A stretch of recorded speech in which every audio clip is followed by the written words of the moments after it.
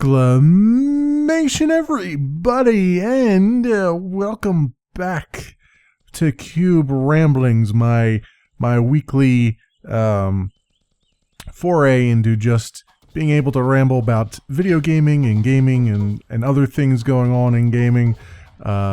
Really my excuse to justify all the hours I play Cube World. That is Cube Ramblings. It is currently Saturday night, April the 25th, 2015 for me right now. This will be going up on a normal Sunday morning time slot. I hope everyone has had an excellent week. I certainly have had one. A couple things going on this week, newsworthy, as well as one that will probably be a long discussion here, I suspect. But I will try to do some of the smaller little pieces of things first. First of all, I've been playing Titan Souls on the live stream. I surprised myself a little bit this last week and this last Friday, and was able to almost go through as many bosses as I went through in the first live stream. So I got 5 more bosses down for a total of 11. Apparently you only have to do 8 in the main area before you can unlock the final. And you don't have to do every single boss, and there are more that I haven't done. So I'm thinking, and I'm just getting completely decimated by the final boss. Well, the kind of final boss from what I've seen in speedruns. So I may end up punting and going back and doing a few of the other ones in the next live stream. But one way or the other, I'm hoping that perhaps the next Friday's live stream will be me completing Titan Souls, which would be really cool. It'll be the first Souls-like game that I've ever played, and I can see the appeal of them now. There's another one that I've been keeping an eye on. It's another 2D side scroller. It's called Death's Gambit. There's as far as I know, no demo for it yet or anything like that, and I don't know when it's going to be out. But it's one of the Metroidvanias that Adult Swim Games is publishing. There's another one that I actually just bought called Westerado Double Barreled, and that is going to be. I think I'm going to end up recording that. I only played the first 10 minutes or so just to get a feel for it, and it looks interesting. It's really rough as far as the visuals go, with the pixelization of visuals and stuff. So it might be a little bit harder to, I guess, kind of appreciate. I think sometimes, because I tend to pick things that I'm going to record. I tend to pick the ones that are a little bit nicer for the eyes, because that's half of the appeal of watching it on a YouTube video. But at the same time, that's not to say there's anything particularly wrong with the gameplay or anything like that. I still play old games. I still play things that aren't very good lookers, but they play well and they're solid. So I want to jump into that at some point. My schedule being what it is as far as YouTube videos go, it's just I have a lot of things going on right now, a lot of things on YouTube, and trying to get the time to do it when you have only a few hours a night is a little bit rough. But I'm making it quite well. Also put up a channel update video this week, giving you kind of a rundown of some of the things I'm looking at. After listening to the video, listening to what I recorded, I realized I had a lot more written down that I hadn't even talked about or touched upon. But that video I felt was getting a little bit long in the tooth as it was. It was becoming its own Cube Ramblings at that point. So I wanted to make sure I cut it short. Plus, I only had about 3 or 4 more minutes of footage before I completely rage quit and gave up. So I figured you got the idea, you got the gist of everything going on. So I'm very, very happy with everything that's happened and everything that's going on the channel. Everything's cool so far. And lots of things on the radar as far as what I'm looking at, what I'm keeping my eyes peeled on, what I'm trying to do. still not actively promoting the channel or anything like that. I feel like I like the slow and steady growth that we've been seeing.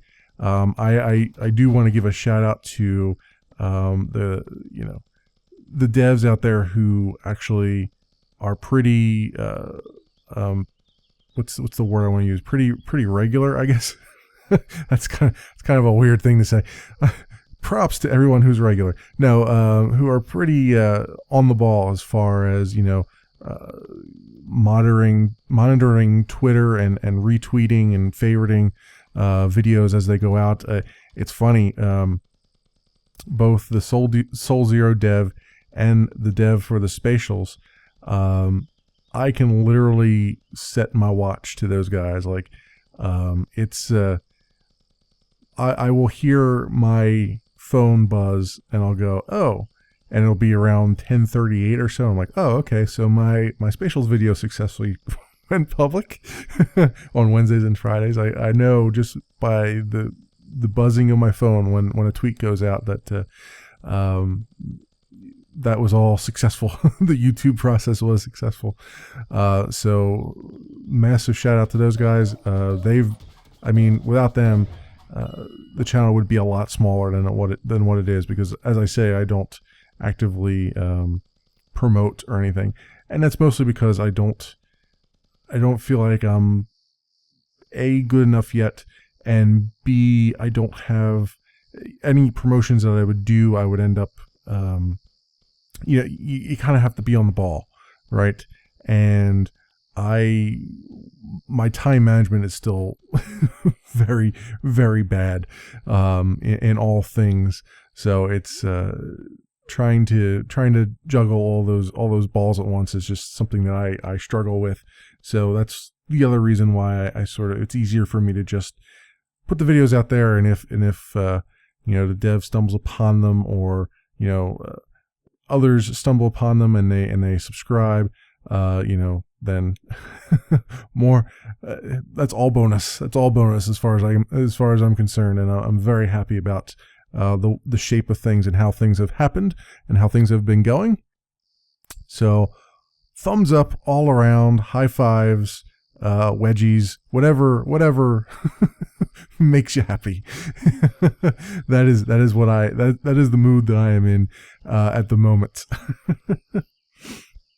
Oh, all right. So, another thing on my radar, which I've talked about this before. I don't have a link to it right now, but I just pre-ordered it. Wolfenstein: The Old Blood is out for pre-orders now on Steam.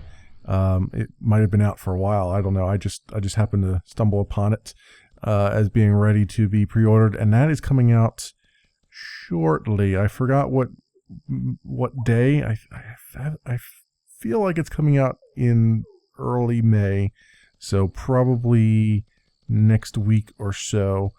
I think is when it's supposed to come out, but I don't have the date in front of me, so oh well to that. But that is coming out soon, and I will be playing that on the channel, probably making room for that as far as, I'm holding off right now on the No One Lives Forever stuff until I record, because I know I definitely want to put Wolfenstein up there, because I loved what they did with the first one, the one that I played, which is the New Order.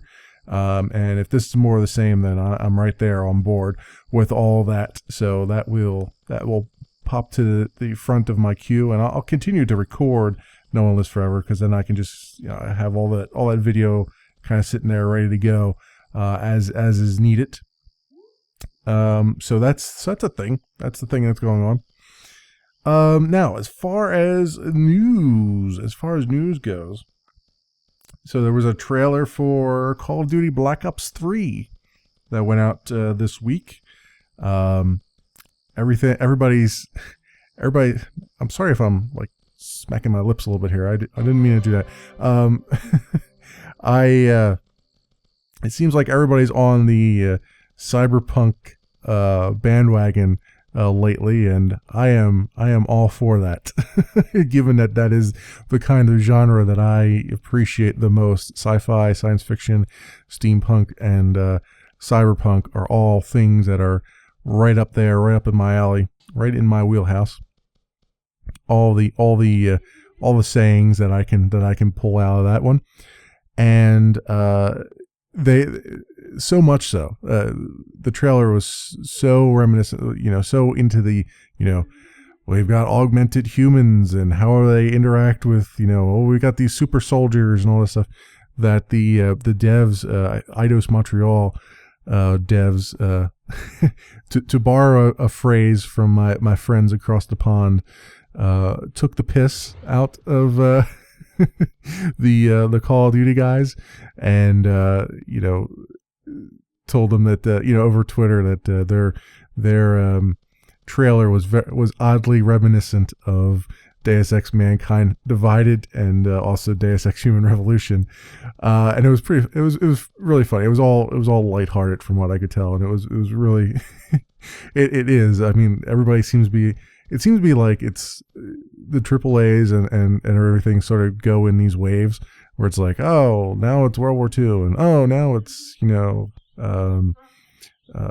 modern warfare, and now it's advanced modern warfare where we're in the future, and it's really hilarious to see. I personally am all for that. I have never played a Call of Duty game, and now I've got two of them that are kind of hanging on my radar there. I've got Advanced Warfare, which had all the jump jets and everything else, so that was like Halo, so yes, please. Which I haven't picked that up yet. I've been kind of waiting on all that stuff. And then also, Black Ops 3. The words that I just said like 10 minutes ago. There we go. Those two. So I'm keeping an eye out. I'm not, for those particular games, I won't be buying those day one. I'll be waiting a little bit on those, waiting for a sale, I think. Not that there's anything particularly wrong with, any other AAA purchases I've made. It's just that I have so many things right now that I'm playing. I'm like, you know what? I can hold off for a little while. I can hold off for a little while for another $60 purchase. I can make some like $10 purchases here and there, but I'll wait for the me to get through some of these other things first before I start dropping $60 on things again.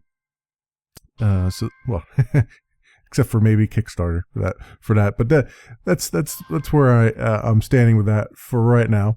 But I'll leave you guys a link to Polygon that gives you a little bit more information about that, and also a link, an embed to the trailer itself. So, Kerbal Space Program. Here's a game that I bought a while ago and have barely actually touched because it's got a bit of a learning curve around it, and I just haven't had the time to sit down and just really figure it out. But they are nearing their 1.0 release finally, and it's actually coming on April the 27th, so 2 days from when this video goes up. So that is real, or 1 day actually. 26th is tomorrow, right? Yeah, 1 day from this video going up. That's really awesome. They're introducing female Kerbals and a bunch of other things, some orbital re-entry mechanics or something like that, heat things, and various bips and bobs that I don't understand fully, which is why I have the game because it's something I want to play. I have not figured out how to play the game yet, and I don't know all the terminology yet. And my thought was that I would pick the game up and I would play it on a stream rather than playing it on YouTube, because I could play it on YouTube, but I suspect that I'm going to fail so much at it that it would be a little bit more suited, I guess, for Twitch or whatever streaming platform I end up putting it on. But I'm not sure. I'm not entirely sure. On the other hand, I feel like if I did it on YouTube, I would have to do it I have more freedom to do it as a watch me fail, watch these Kerbals burn, and just every episode just be a collection of just absolute failures. Because I feel like that's more my style. I've been looking for a long time. I've been looking for a game that I can consistently fail at and still make it interesting to watch. And it's hard to find those. Like, you think watching me fail at something like Titan Souls would be consistently interesting, but really that's more of a, okay, I failed, now I failed again, now I failed again, now I failed again, now I failed again. It's like, it's just not, it's nonstop. It's more like you're in a frustrating mood. I was more looking for a game where I'm like, maybe not purposely failing, but it seems like I'm trying, but I'm only giving it a half-hearted attempt, and yet making it interesting. So that's I think what I want to do at some point in the future. Not looking to do it anytime soon, but that's very cool to see Squad is getting that out to 1.0 version. I'm sure they're going to continue supporting it and continue making improvements to it even after 1.0. They've been very consistent in what they do, and very good with keeping people abreast of what's going on. So they are routinely held up as a model of how to do early access correctly, and I think that's well deserved, a well deserved title that they have. So very cool to them. So keep your eyes peeled for Kerbal Space Program version 1.0. Also, on a little side note here, I know that for the most part, people probably listen to this video rather than actually watch it, which is good, because there's not a whole lot going on. Not a whole lot going on except me just, moving in, usually meandering in some direction, and then occasionally taking out some boss creatures. But if you ever do happen to glance over at this video, I do something very interesting this episode. I actually found so I noticed that the numbers, when you go to the like Hero Academy thingamajigger in these adventure thing building in these cities, like the one I'm in now, there's an ability to, as you kill boss monsters, you get platinum coins, and you're supposed to be able to trade those platinum coins in and get your weapons or armor or whatever upgrade it to your current level, or respect or adapt it, as it's called in the game. And there's a bit of a bug with it where when you're as high level as I am and your gear is as high level as it is, it costs a heck of a lot of money to respect, more than you can ever have, more platinum coins than you could ever get in the game. But what I didn't realize, and I've seen this before, but I didn't realize it until this episode, that was actually an overflow error. There's actually, I noticed a negative sign in front of the number. And I was like, well, I can now exploit this. So if you ever happen to glance over and you see that I have negative platinum coins, that's what happened. I exploited a little bug. And it's on camera so everybody can see the point at which I did it. It is in this episode. So enjoy that for the future. Integer bounds checking. Sometimes it's done. Sometimes it's not. All right. What else do I got on here? So there's another small news tidbit here. Telltale Games has announced that they are going to team up with Marvel for their next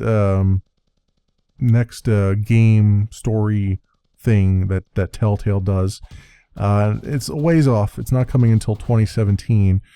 But that sounds rather cool, I gotta say, because you can tap into all the Marvel properties, Spider-Man, the Avengers, various other properties, like Daredevil,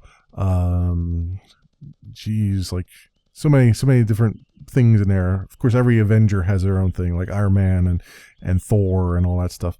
So, I am very interested to see what comes out of that, but we're going to have to wait for quite some time, which makes sense because they're going to want to. They have a rich world, universe, if you will, to dig into to make something good out of that. But hopefully, I'm kind of hoping that they take a more comedic turn on it, because I feel like as good as they've done in Game of Thrones as far as keeping it very faithful to not only the TV but to the to the TV and kind of the universe that George R.R. Martin has created. I feel like Tales from the Borderlands blows away all that, just because it's so fantastically tongue-in-cheek. It just makes you want more. It makes you want to play that. It makes you really enjoy every single minute of the game. Whereas Game of Thrones is Game of Thrones, right? It's like every choice you make is a shitty choice, and you know it is going into it. And it's interesting to see the world, to see that part of the world that you don't normally see. But it does have a lot of lulls. It does have a lot of, sort of gaps that it has in some of the storytelling, and just it's far more serious. And as much as I'm liking it, it does tend to wear on you a little bit. Where every choice you make, it really doesn't affect it as much as you would kind of hope. But when I'm looking at some of the Tales of the Borderlands things, like, yes, granted, most of the choices don't affect the ultimate outcome where you end up, but they do allow you to take different routes, and they're also hilarious along the way, right? You can miss an entire joke if you don't if you don't click on certain things. So I feel like I hope that whatever they do in the Marvel universe, I kind of hope that they make it humorous. I really do. I think that they've got the chops to do it. I just I don't know what that would look like, though, because again, Marvel universe, people take that very, very serious. Comic book geeks take that very seriously, and rightfully so. So it might be kind of hard to do that unless they focused on Deadpool or something. But even that, I I would. I don't know. Is Deadpool a Marvel character? I think he is. He's not DC, is he? I honestly don't know. Because he's part of the X-Men, and the X-Men is Marvel, I think. Yeah. So he must be Marvel. I'm gonna have to turn in my geek card at some point here. Give me an address to mail the geek card to. Yeah, that's very cool. Very cool information indeed. I'll leave you a link to Rock Paper Shotgun. It says pretty much what I just said there. But it's a thing, so you can see where I got it from. Also, another link to Rock Paper Shotgun is a little indie game called Not a Hero, and I've seen this one around a little bit because I've been following a bunch of sort of Metroidvania type things. And I just downloaded the demo for it on Steam. There's a free demo. It's coming out in the next couple of days. It doesn't cost a lot from what I could see there, but it's a shooty game. It's a 2D side scroller, duck in and out of cover shooting game. It's an interesting concept. I haven't played the demo yet, so I don't know exactly how it's going to spin out. But I'll leave you a link, as always, to a Rock Paper Shotgun article with a video embedded in it that actually gives you a little bit more of an idea of what the game has in store or does or brings to the table.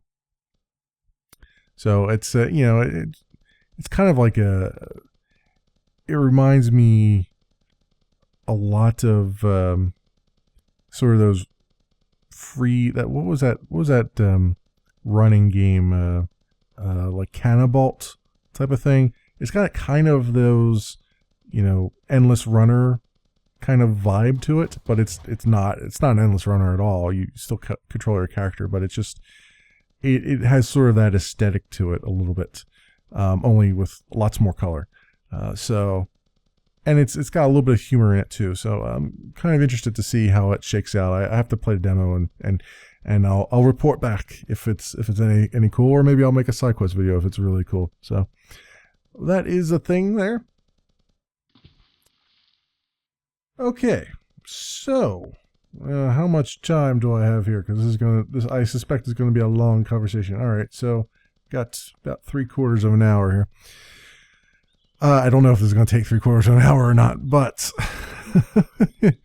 there's gonna be a lot of thoughts and a lot of me dancing around here.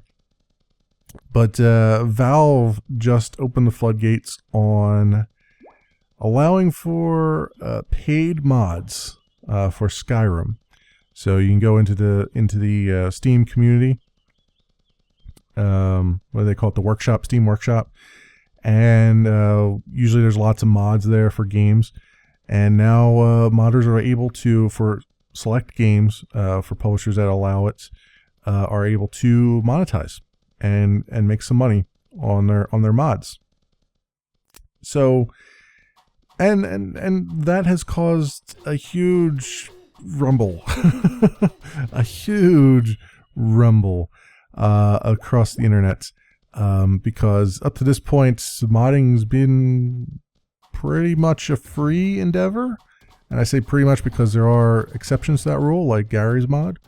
But yeah, it's it's caused a lot of heated debates, a lot of heated words and things being said, and because of that, I'm going to dance as best as I can through this bear trap ridden topic and try to give my perspective on it. Just note that though I have skimmed a bunch of articles on it, I have not. I don't know all the inner workings, and I obviously don't. I don't make any mods, so I'm coming from a position of I've read about. I've skimmed through maybe 3 articles, so I don't know all the details. So this is more of a, here's what I think is being said, and here's what I think about what I think about, and you should really form your own opinion, and don't beat me over the head. please don't beat me over the head.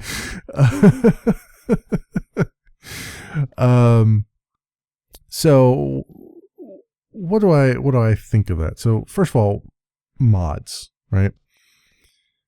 I would say arguably mods are, you've got different flavors of mods. You've got mods that are there for, say, older games that are no longer supported by their publisher.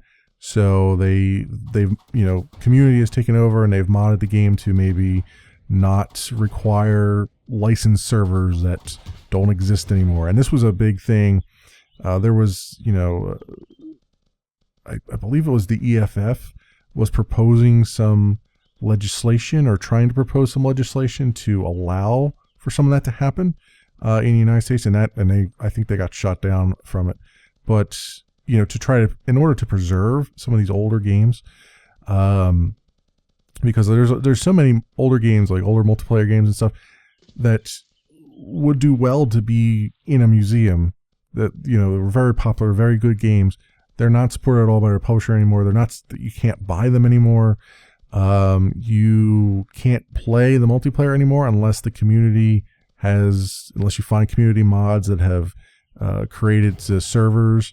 Maybe somebody's maintaining a server, so on and so forth. And it's a real shame, because you're losing a lot of culture, a lot of gamer culture is being lost because publishers just have abandoned things, and developers have abandoned things, or maybe not developers, because they sometimes don't have control over their own destiny. But this abandonware is just out there, and you can't access it anymore sometimes, in some cases. And that's where the modding community tends to step in, and they, either create new mods for it. They fix bugs that have never been patched, say. And this is not only just for, older games. This is also for newer games, but I'm going to focus a little bit on older games right now. And they sort of breathe new life into these games. In fact, case in point, I did not know this, but there was actually an article on Rock Paper Shotgun a little bit earlier. I don't have the link to it, unfortunately, where they're talking about the modding scene for Jazz Jackrabbit 2. Now, I played the original Jazz Jackrabbit. I only played the shareware version of it. It's a 2D side-scroller, shooty. It's a Metroidvania, basically. But back in the day, I loved that game because the music in that game was just phenomenal. But I was a poor college kid, so I never bought it. But nowadays, I don't even think you can buy it anymore. It's just one of those titles that's just gone. It's just disappeared.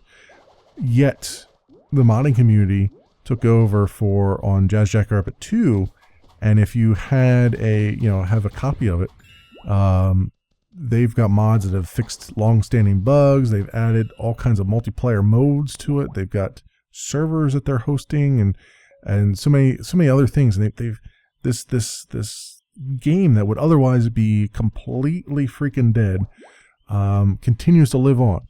It continues. I have been playing off camera, recording. You just haven't seen it yet. I've been recording No One Lives Forever, a game that is, the visuals don't hold up on. It's you can no longer buy the game. It's just, it's an old game. It's been abandoned. In fact, a company that specializes in trying to pull these old games out and refresh them and revise them for HD and all that stuff couldn't even do it because nobody knows who owns the rights to the game. They tried to find the rights holders and they couldn't. Nobody, does it Warner Brothers? Is this who? Nobody knows. Is it Fox Interactive? Is it not? Nobody. Nobody knows who owns it, and it's just sitting out there in limbo, just a complete mess of red tape just wrapped around it. And every time somebody tries to revive it, they have to go through that red tape, and they have not succeeded yet. And yet, I can play that game because I can play that game on my Windows 7 system, by the way, right? Windows 7 64-bit system. I can play that game because a game that installer would not work on because someone in the community went and modded the installer so that it would work on a 64-bit system in Windows 7. So I was able to install the game successfully. Another modder worked on making it support widescreen resolutions so I can play it at 1080p and have it be pretty much golden as far as that goes. The only weird artifact is that the weapons models are a little bit stretched, but other than that, it's got a good field of view. It's got I think they default it to 90 for field of view. Everything works from what I can tell. I mean, it's fantastic, right? There's another group that actually hosted the old patches too. So I was able to patch this game that I own on CD, that I would not otherwise be able to play except in a virtual machine, right? I was able to patch it up to 1.04 because those patches are still being hosted, not by the original publisher, but by the modding community, and then also patch it for widescreen and be able to continue to play it. That's phenomenal.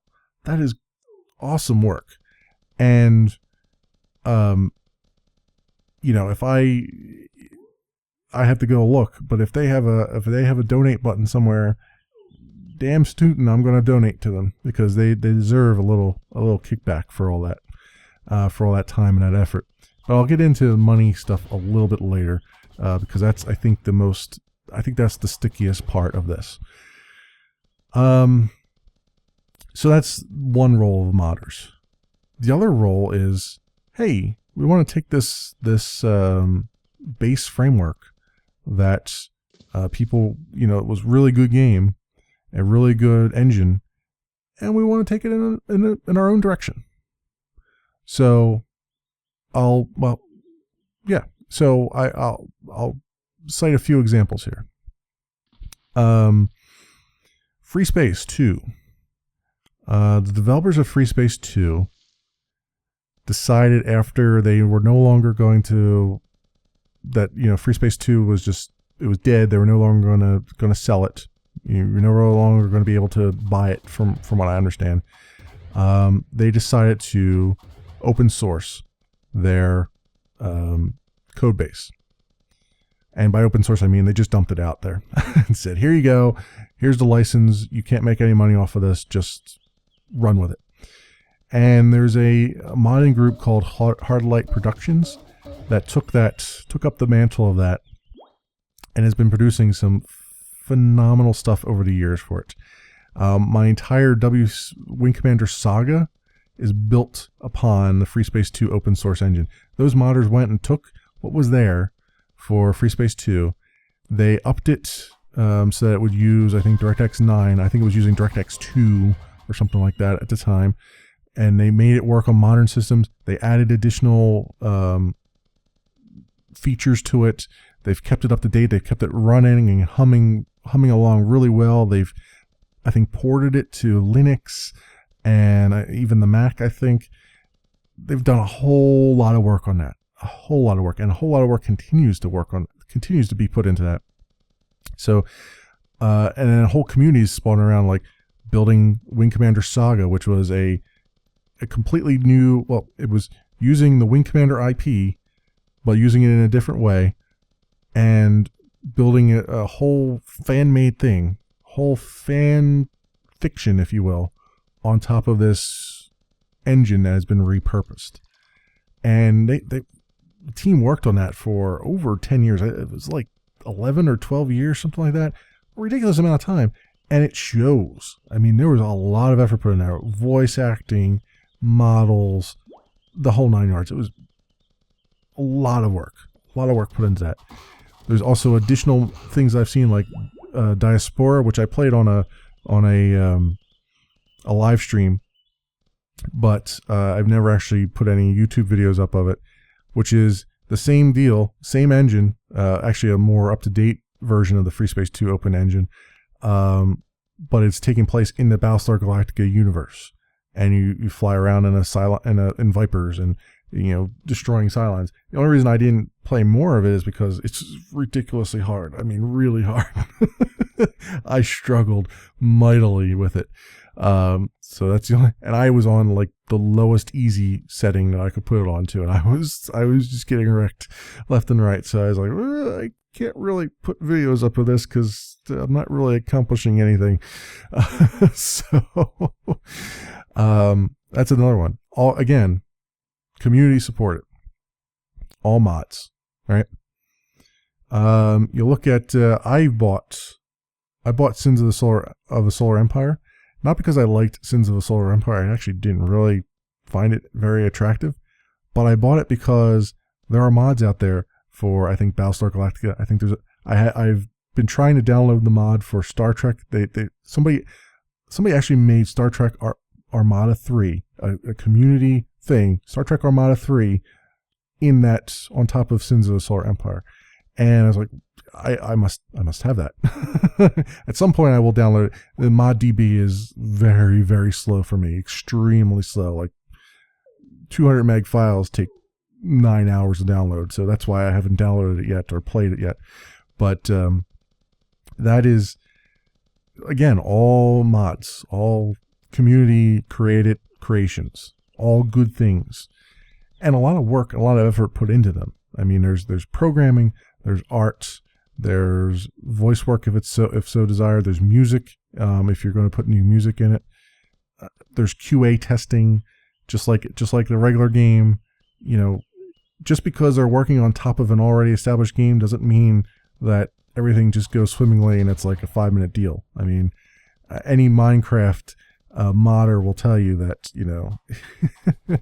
working on top of an existing engine is a little bit painful, because there are things that there are ways that you need to break the engine that's existing there without breaking it completely.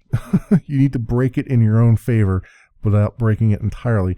And on top of that, if you're in a particularly active modding community, like Minecraft, for instance, your mod might get broken by some other mod, and some other mod author, who has no idea that your mod even exists, goes and does something that ends up breaking your mod, and now you've got support to do for your mod, and you can't fix that bug because it doesn't exist in your mod. Usually it exists in some other mod, and good luck getting that other person to do anything for you. If they don't want to, they can just say, oh, I don't have the time. Oh, well, I get some SOL at that point. And again, I'm going to dig back into that again when I talk about the Steam stuff. So those are the different flavors of mods.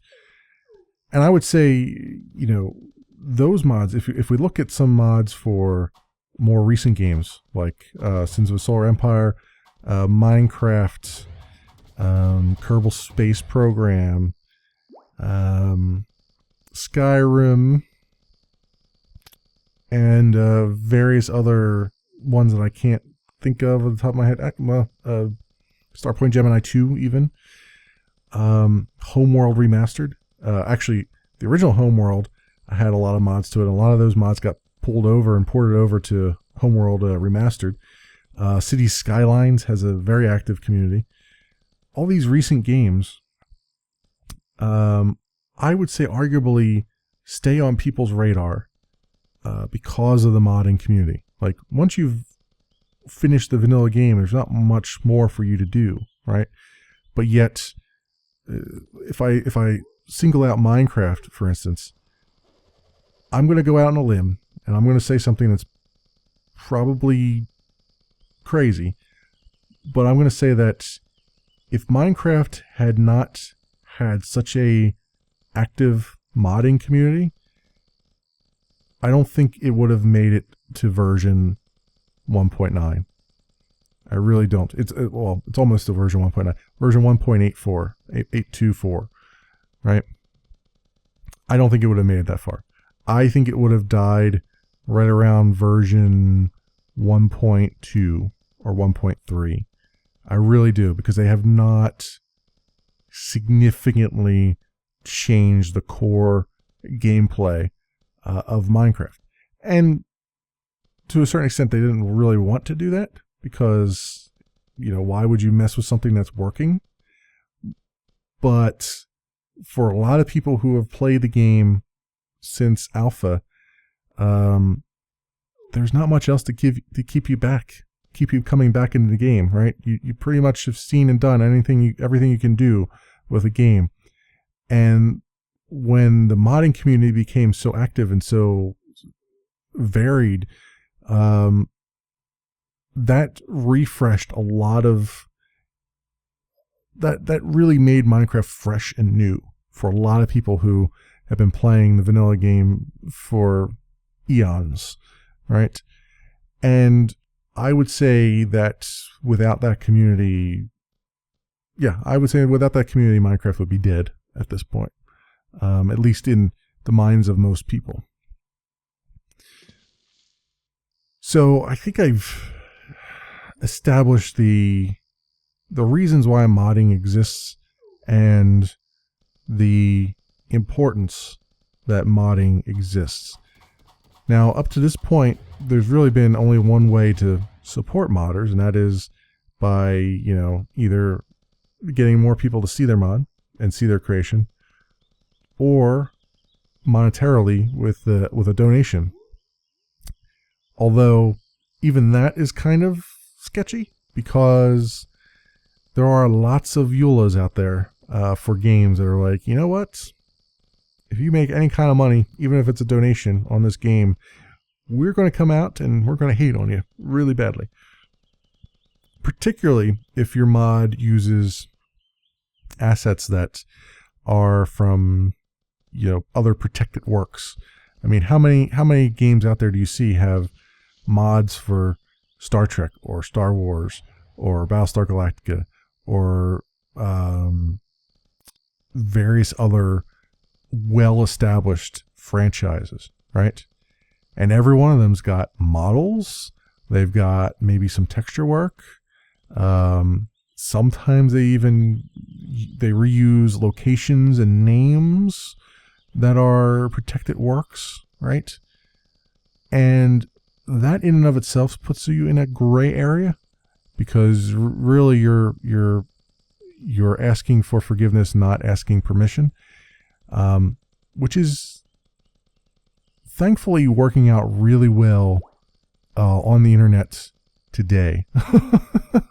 I mean, if I were to look around at the various things, like myself and other YouTubers, like there's a tremendous amount of goodwill, and I say that in air quotes, goodwill, that there's maybe not goodwill, maybe there's a tremendous amount of looking the other way that developers and publishers have been doing for quite some time when it comes to geeks and it comes to the internet in particular. Really, the only ones that are the gate crashers, the ones that are really causing us all the most commotion, are the music and MPAA, the RIAA and the MPAA, and their various counterparts in other countries. The movies and the music are the ones that tend to be the house crashers, the castle crashers that come in and just want to wreck everything. And you've seen that with Twitch, right? When did Twitch start muting out VODs, right? They started right when Amazon bought them. But if you look closer, you'll see that right after Amazon bought them, they started doing this whole Twitch music thing, right? Which obviously has been in the works for a long time. And I blame that for the reason why your VODs are getting muted now, right? Because now they're trying to be legitimate. They're trying to bring in like RIAA labeled artists and all this stuff. And as soon as those guys get involved, they want everything. They want all their cake and they want to eat it too, right? So that is why your VODs are getting muted now, I would say. At first, I thought it was because of the Amazon deal, but now that I've seen that they're branching out into music and stuff, right away, as soon as you see a site branching out into licensed music or music deals and stuff like that, or even movie deals, you're in for a rough ride. You're in for a rough ride, and you're in it neck deep at that point. So I would say there's been a tremendous amount of patience and a tremendous amount of looking the other way as far as the devs and the publishers go when it comes to both modding, YouTube and Twitch.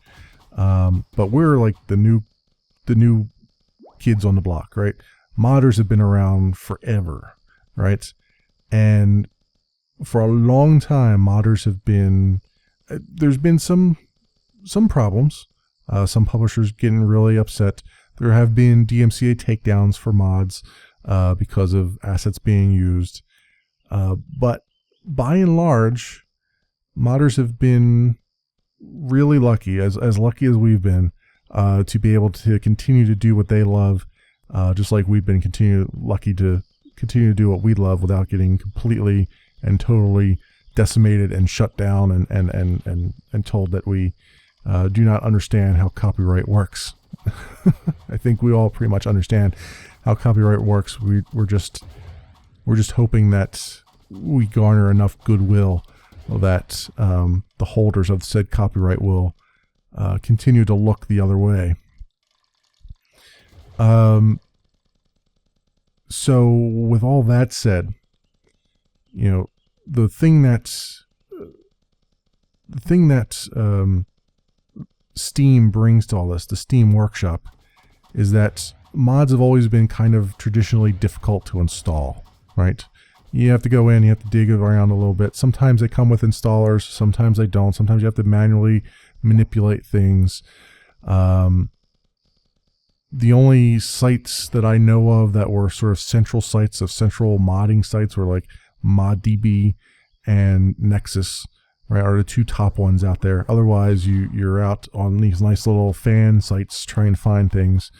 And they may not always work together. And obviously we have that problem even in Minecraft where it's like, I installed these 5 mods, but then this one is incompatible with that one, and it's making all life miserable, and various other things. And the FTB crew, the Feed the Beast crew, made it a lot easier to install mods because they sort of not really, not Feed the Beast. I'm giving them credit that I shouldn't give. The Forge crew, that's the one I wanted to give credit to. They're making it a lot easier to install mods. FTB is making it easier to find mods, but the Forge crew made it a lot easier to get mods installed and have them not automatically conflict with one another, and so on and so forth. They try to figure each other out and live peaceably in the same ecosystem for the most part, unless it's what's that one? Not Gary's mod, but Greg Tech. Yeah, everything but Greg Tech. Greg Tech's the outlier that wants to ruin everybody's day. So Steam Workshop brings everything into one umbrella and makes it much easier to just say, hey, I want this mod, I want this mod, I want this mod, and just pick what you want and install them, and bam, you got it all in one spot. So that brings a tremendous amount of goodness to what was once a thing relegated to people who really know how their computers work. It now brings it back a little bit more mainstream. I think the problem here, if we get into the new, the reason why there's such an outlash at what's going on here is that Valve just kind of came out of the blue with this. We're like, okay, now you can pay for, you can have paid mods now. And I don't think that they did a good job of warming the community up to that, right? Because that's a big change, and people are generally, human beings in general are resistant to change, particularly when it's sweeping change. And this is a pretty large change, because up to this point, it's been a lot of just goodwill and a few donation buttons wherever you can find them for the modders. And I think because of that, there's not really an appreciation for what the modders are doing. I've seen it in some threads with some of the around this. People are like, oh, I don't know why these people are getting paid for this. This is, this should be a labor of love. This and that and the other thing. And I even saw one comment where it's like, well, these guys aren't content creators. They're just modders. I'm like, you shitting me? Are you shitting me? These aren't content creators, dude. There are modders out there who have.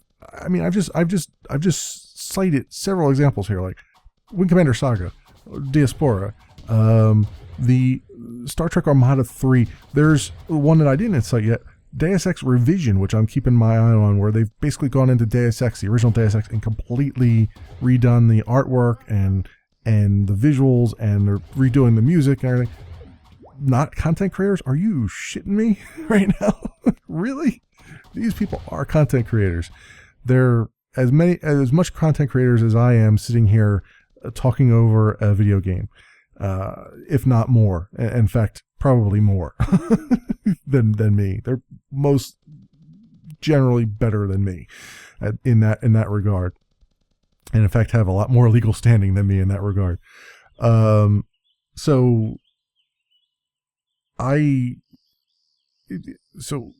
we'll take a step back for a minute, and we'll talk about why the idea that people shouldn't get paid for their time. Again, this comes from everybody's used to it being free, and so they don't want it to be anything other than free, because it's a huge change to their mindset, and of course it's ripe for abuse, right? It's like, I modded, I added a sword into, or I changed the day-night cycle so that it has some nice sparkle effects, or I've got weather effects now that are better than the vanilla game, and gimme for that. And and rightfully so. There's some mods that are just so inauspicious and so,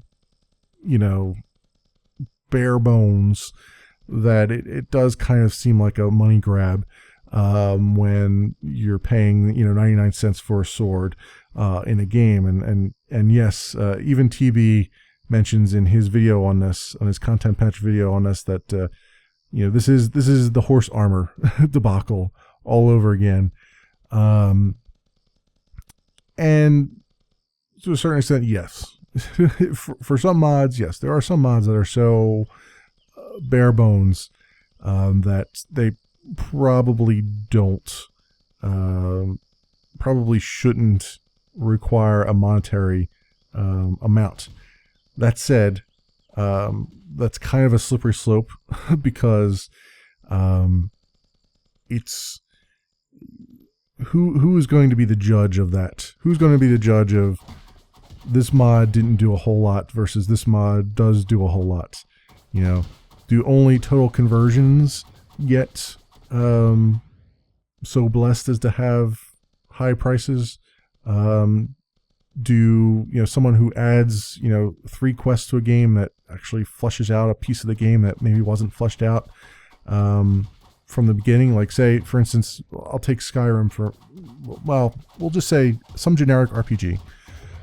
Some generic RPG has a quest line that it sort of starts and then kind of dances around a little bit and then finishes, but it's not really a good, it feels like it was cut for time. It doesn't have a whole lot of meat to it. And then say that RPG, that generic RPG, also had some kind of companion or compendium, like some novel or something, some backstory that was outside of the game that explained that little piece of the game, that little side quest or whatever it was, in greater detail. And a modder comes along and says, you know what? Let me do what they didn't do because they cut it for time. Let me merge those two things back together again so that everybody gets the benefit of that and they can see what's going on. Does that person get paid for that? Or do they not, because it's not that big of a change? That's kind of what I'm getting at. Is like, it's kind of a gray area. It's kind of gray. It really depends, right? So you kind of have to open the floodgates and let the market decide what is worth paying for, right? If there are people out there who want to buy horse armor, you kind of have to let them, right? Because you can't say, I'm sorry, you can't have that because that's horse armor. You could, but then you get into this weird gray goo area where it's like, no, this one's allowed, but this one's not, and this one's allowed, and this one's allowed. Let me throw some darts at the dartboard and see who gets the first shot at this one. And that's while that's certainly a viable thing to do, it's not going to garner too much love and support. Because the other thing that people really don't like besides change is is having gray areas that they don't understand, having rules that aren't very clear. So, and I'm running kind of short on time, but I'll keep on keeping on as long as I can here. Where does that leave us? So what's my stance on something here? So, some more information before I really give my stance here. From what I understand, Valve is taking, the mod creators are only getting 25% of the proceeds of their mods, and they only get paid out, I think, after $100, right?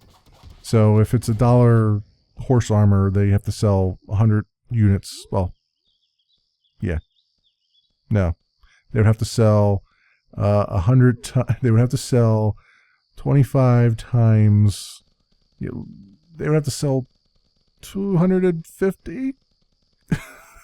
200. Here's my math off the top of my head. They'd have to sell 250 horse armors to get $100 of payout because they're only getting 25% of it. I don't know the math on that. You'll have to check me out on that. But that's off the top of my head. So yeah, that's a thing. The rest, the other 75% is split between Valve and whatever publisher for the game. So in this case, Valve and Bethesda. And from what I understand, each publisher is going to have its own, because this is the only way you could sell to a publisher.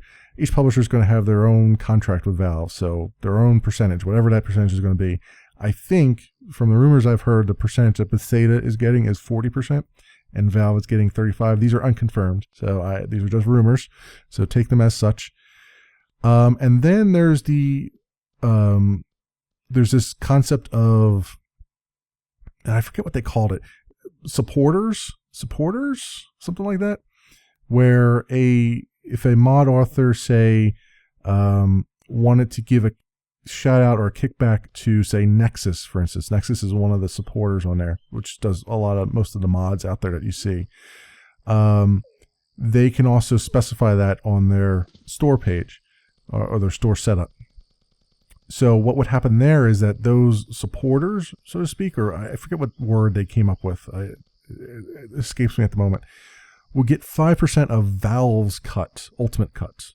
So in the case of the Bethesda thing, if Bethesda is getting 40%, Valve is getting 30%, and the mod author decides, hey, I want to give a shout out, a kickback to Nexus mods, the Nexus would get 5% of Valve's 35%. So Valve would get, at the end of the day, 30%, and they would get 5% of that.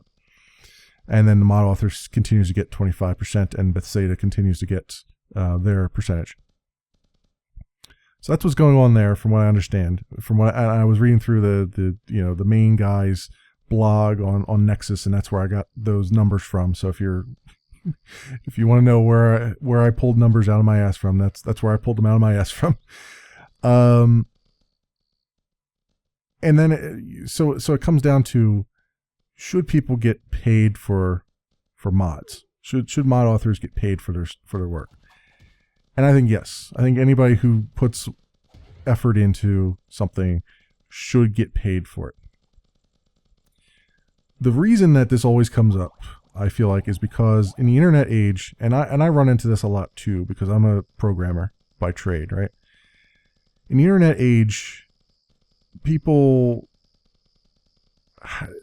traditional people look at things that are going on the internet, things that are being paid for on the internet, and people are putting up for sale on the internet, and they're saying, get a job, hippie.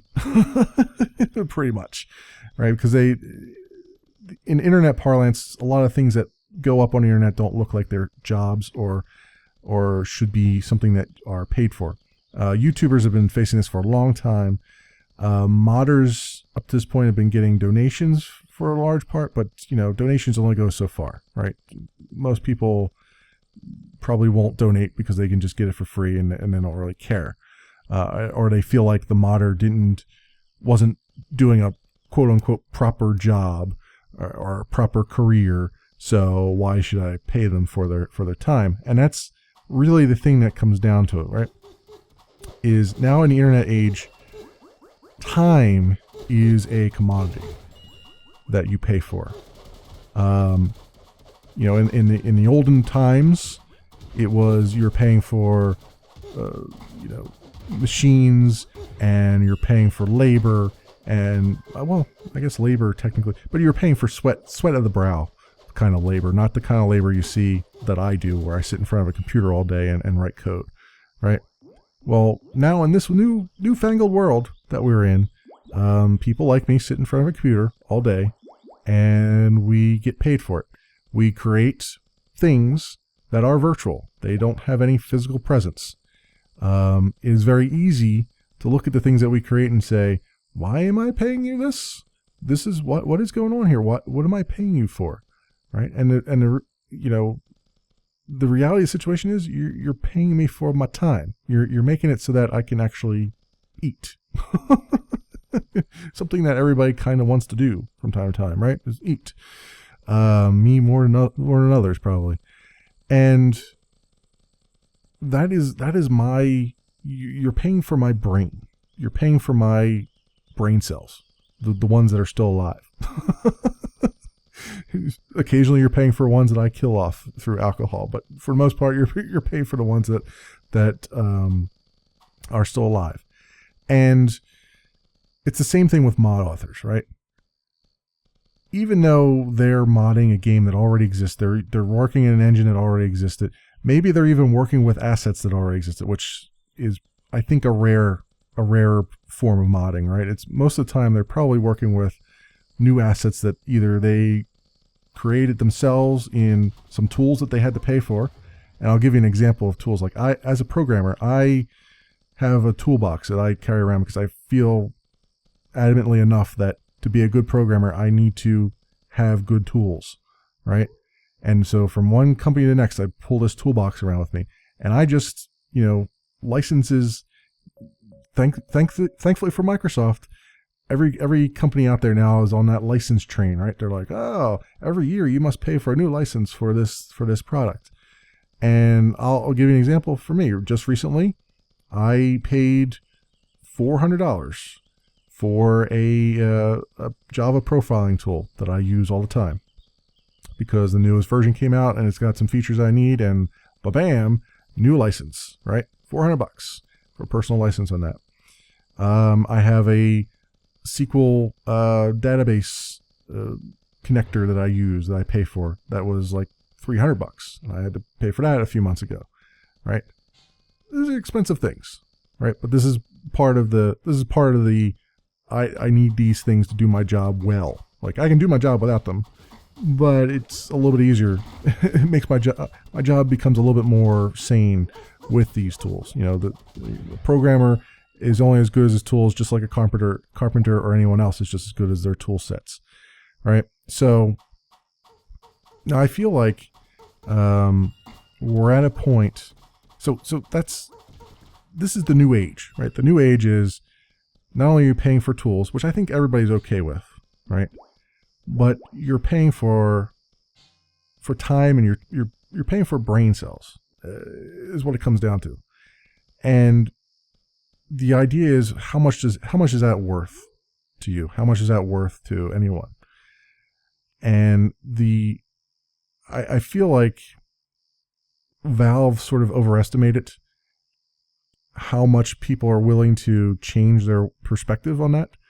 I think if they had released this as first a donate button, maybe that they put in there first and kind of ease people into that mindset, it might have gone over a little bit well when they finally said, okay, paywall, but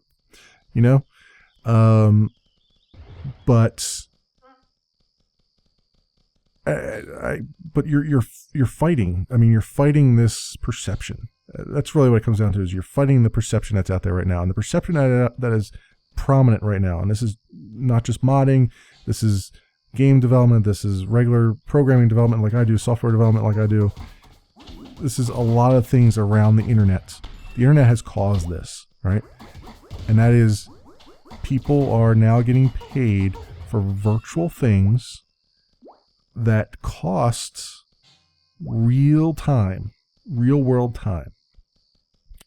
So that's a weird concept, and it's a concept that's going to take a lot of time for people to finally get their brains wrapped around, right? And I think what we're seeing right now is, if I can, step my foot in it right now, I think what we're seeing is a lot of that backlash of, well, this isn't a real job.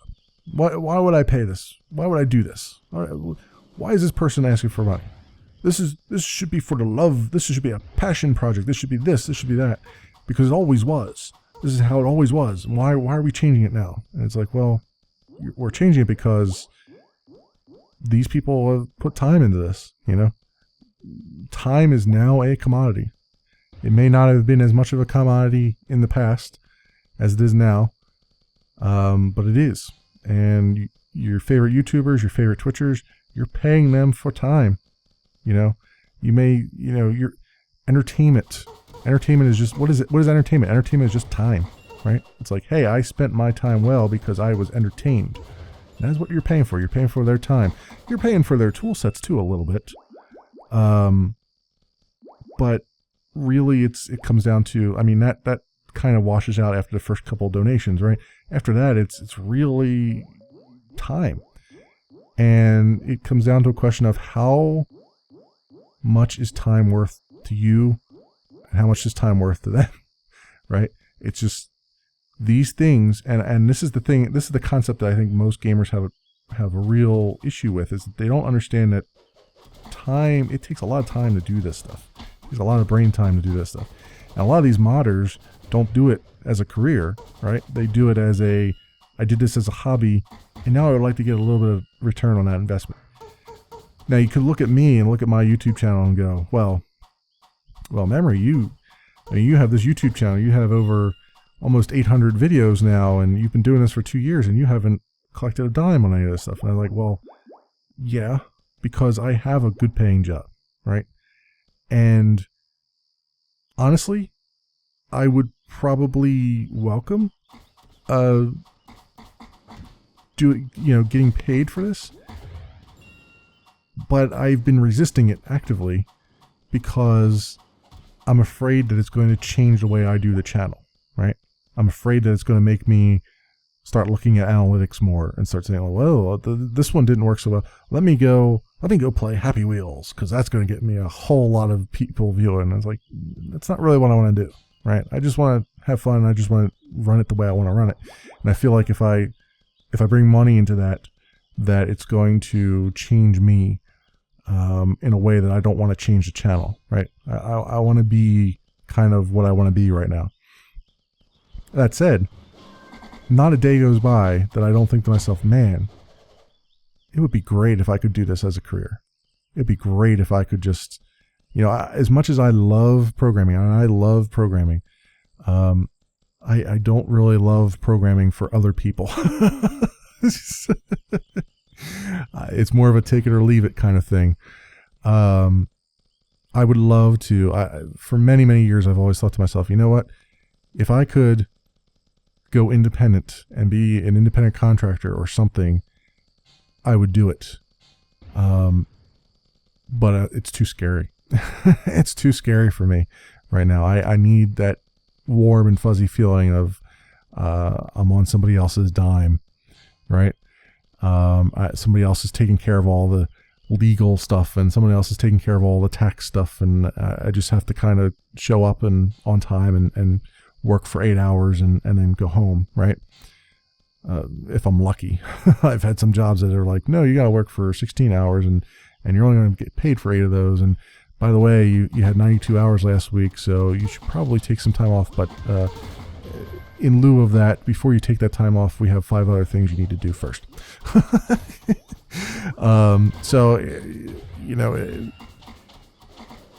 I think my ultimate stand here, if I can sort of sum this up, is people should get paid for their time. How much they get paid is a function of how much that time is worth to not only them, but to the market, right? If the market says, hey, that total conversion for Sins of the Solar Empire, yeah, that's totally worth $20. It's totally worth the cost of an indie game because I got 80 hours of enjoyment out of it. Then that's a good thing. That should happen. That should be a thing. I think that the big perception problem that we have right now is that we made a very big jump. We didn't take baby steps. We didn't sugarcoat it. It's out there. It's people are reacting knee-jerk reactions, I would say, for the most part, to it. And I think to a larger extent, there's still a lot of misunderstanding as to what actually goes into the internet, as to what actually goes into games, as to what actually goes into, programming and development and just, artwork and music and, hell, there are people who still don't know how their cars work. You know what I mean? Just like me.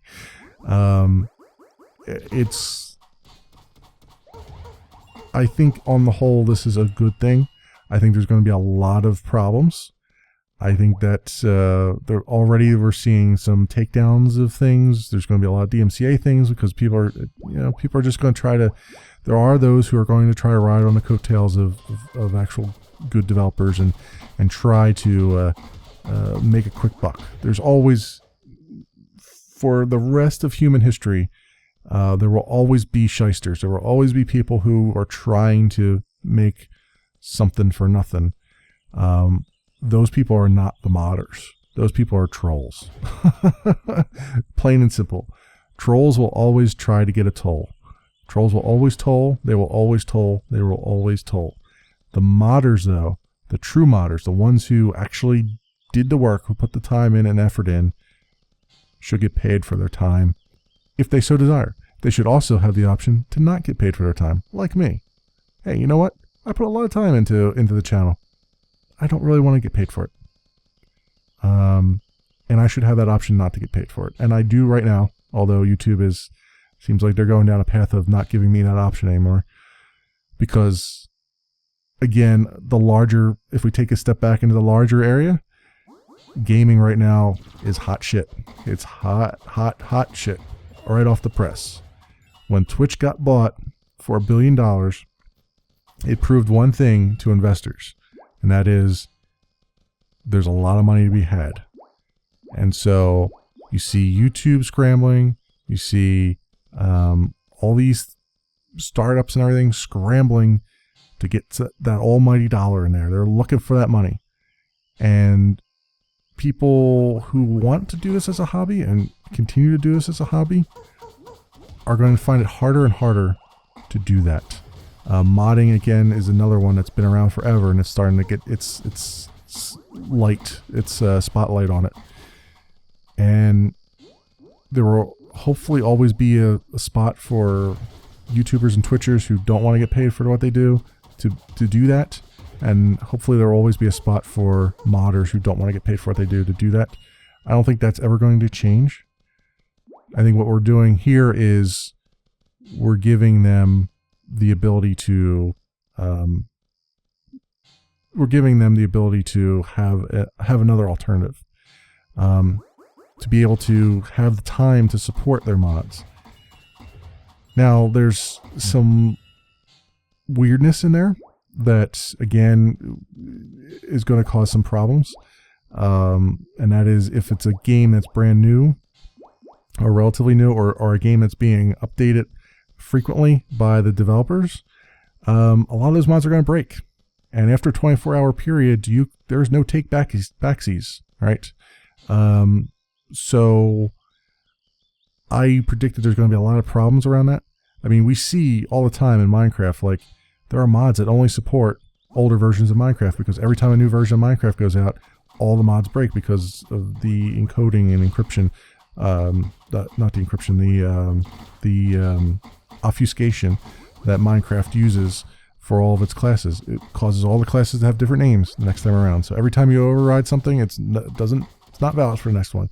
And they've said for ages and ages that we're going to have a modding API. We're going to have a modding API. It has never fucking materialized, and honestly, I don't think it ever will materialize. And that's going to be very much the same problem with the mods that are being bought on Steam, on the Steam Workshop. They're just going to break a lot. And hopefully, and some mods might break other mods. And the mod author might not have any recourse. You're selling a mod now that somebody can't use because they installed some other mod. And maybe they bought that other mod that they now can't use. And now there's no grief resolution at that point, right? It's just, you're just SOL at that point. So the way they're doing this is going to cause a lot of problems. It's going to cause quite a lot of problems. We're probably already seeing a few now.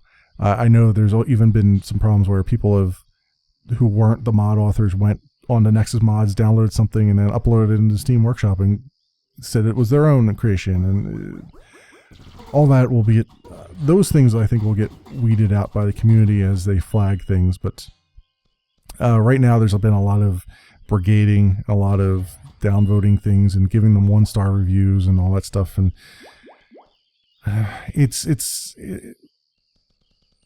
it's an understandable, for me, an understandable reaction, kind of, because people are just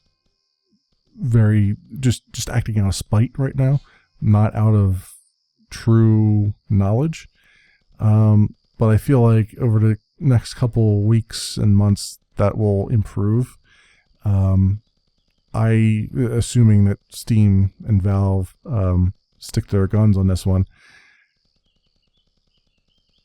But again, I think at the end of the day, this is not removing the ability for mods to be free. This is just giving modders an additional option if they really so desire it. There's still going to be plenty of modders out there, and there's already been a lot of modders that have come out and said this, that they're always going to give free mods to the community. And there's not a damn thing wrong with that. There's not a damn thing wrong with that. There's not a damn thing wrong with people who want money from that. Again, that's assuming that they are legitimate, right? Legitimate money. I'm not talking about trolls, okay?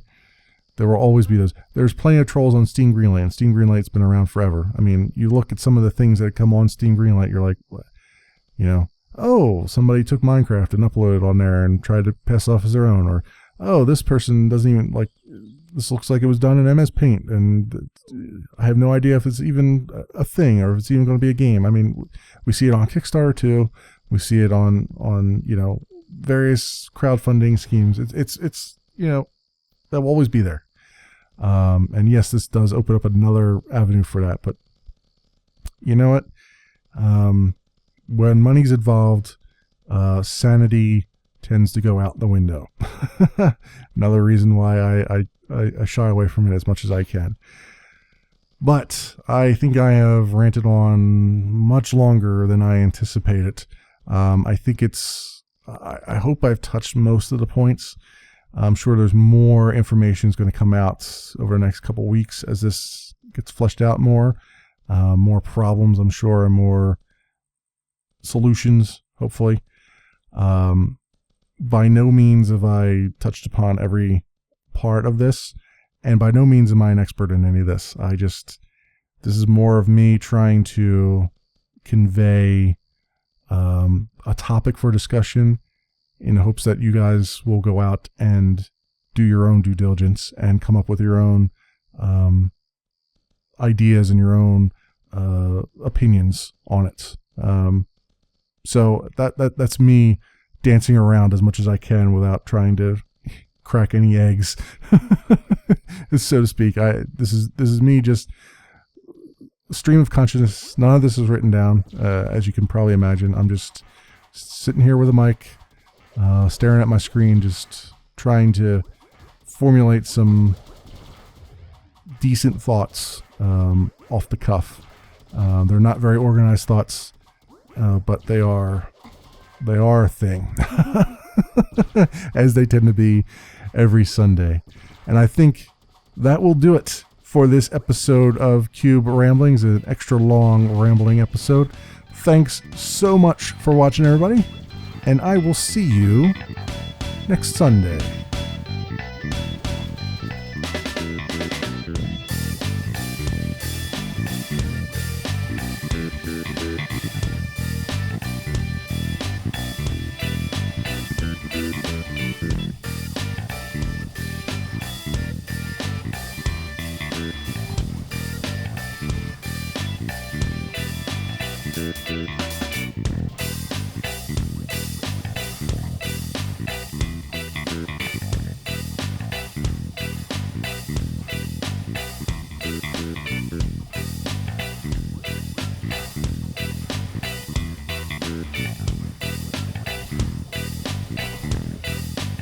Thank you.